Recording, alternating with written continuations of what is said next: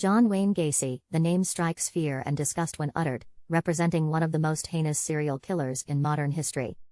Though Gacy was born in Chicago, Illinois on March 17, 1942, his upbringing in Portland, Indiana was far from perfect. Gacy was exposed to an extremely strict father, and his mother suffered from significant mental health issues.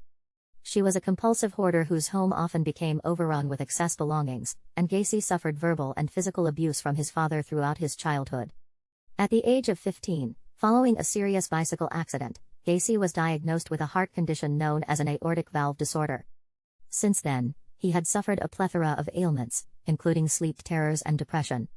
In 1957, Gacy attended business school at Northwestern University in Chicago, where he owned a restaurant and a popular chain of Kentucky Fried Chicken franchises. His business ventures ultimately failed, however, after he was accused of sexually assaulting 2 teenage boys. Gacy pled guilty to just one of these charges and was given a 10-year sentence in prison in 1968. Gacy was released from prison in 1971. Upon his release, Gacy was employed as a contractor in Des Plaines, Illinois. During this time, he continued to assault teenage boys and young men, many of whom he hired as employees of his business.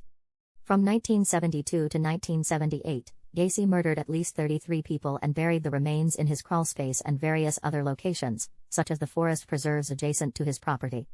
He was arrested on December 21, 1978 and eventually found guilty of 33 counts of murder and aggravated sexual assault in 1980.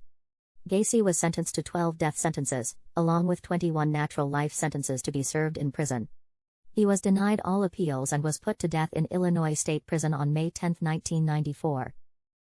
John Wayne Gacy's actions live on through the families of his victims, who can never truly be able to heal from these unimaginable atrocities.